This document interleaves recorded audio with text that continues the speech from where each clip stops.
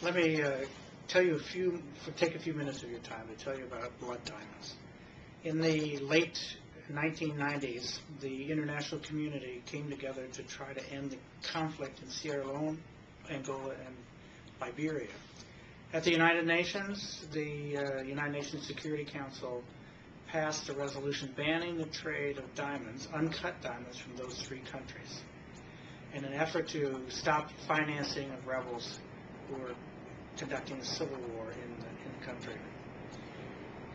The diamond industry, which is about $8 or $10 billion a year in uncut diamonds and $50 to $60 billion a year in jewelry, decided that they needed to ensure that their industry was also protected, and that it was protected in a worldwide fashion.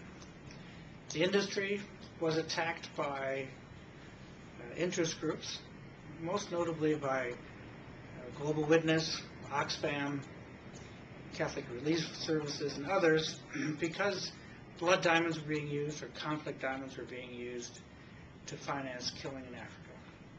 There were demonstrations. One demonstration was in New York at Tiffany's, where fake blood was spilled on the Tiffany's windows. The industry, recognizing that they needed to act, and the interest groups who were very engaged in protecting the lives of people, seized on the UN Security Council relations decision to ban these diamonds and sought support. So the South African government, along with Botswana and Namibia, came together in Kimberley, in South Africa, convened a meeting to try to bring the blood diamond issue to the attention of the world and world governments and the industry. Through that, there was a negotiation that began, an international negotiation that began with the governments of South Africa and Southern Africa leading the charge, along with the UK and some others.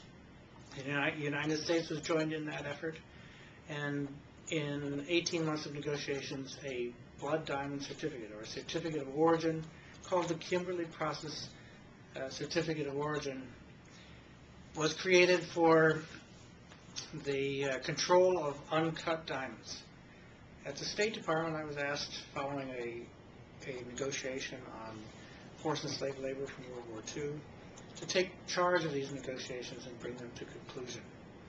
It was a fascinating process. The U.S. government had considered already a draft piece of legislation parallel to the negotiations and passed in the House 408, a Clean Diamond Trade Act. But in the Senate it had been stalled because the interest groups, the Oxfams and others working on this issue, wanted more than they were able to get in the negotiation, and the process had ended. So in the specter of continued killing in Africa and continued financing of the rebels and the prospective financing of future conflicts, the State Department asked if I would try to bring this issue to conclusion.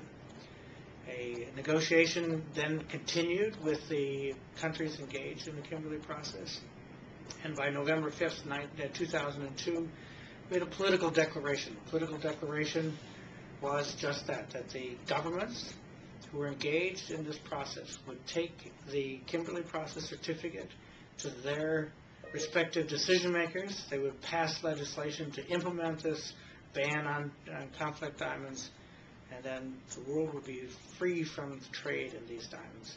At the same time, it would protect the workers who are being used as slave laborers, forced laborers, and brought into bondage and many times mutilated in their slave labor for extracting diamonds. The process then in the United States moved beyond, because before the United States could agree, internally the United States had to come together as an interagency process. Is very important that the 10 agencies of the U.S. government engaged in this issue from one part or the other, from the Commerce Department to the Census Bureau, the Treasury Department, the law enforcement agencies, State Department, U.S. Trade Representative, all of those agencies had to come together to support this process. One of the sticking points for the United States was that the World Trade Organization does not allow trade bans. You needed a trade ban waiver. The U.S. Trade Representative while agreeing with the general agreement for a trade ban waiver, didn't actively engage, and shortly after that, agreement was reached and a presidential executive order was approved to implement the Kimberley Process certificate until legislation was passed. Was rescinded. It was rescinded because the chairman of the House Ways and Means Committee called a U.S. trade representative, and the U.S. trade representative called me and said, the Congress does not want a presidential executive order to implement this. They want legislation. So you may not proceed.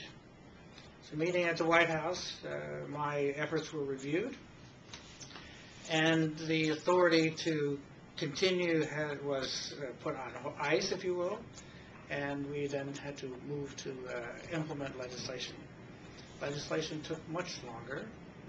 I left, actually, the State Department at that time, but came to this wonderful city of Chicago and called on my friends back in the Center for Strategic and International Affairs to Studies, CSIS, in Washington, and the Chicago Council on Foreign Relations at that time to host the negotiating team from the Kimberley Process, which we did in Washington and then later in Chicago.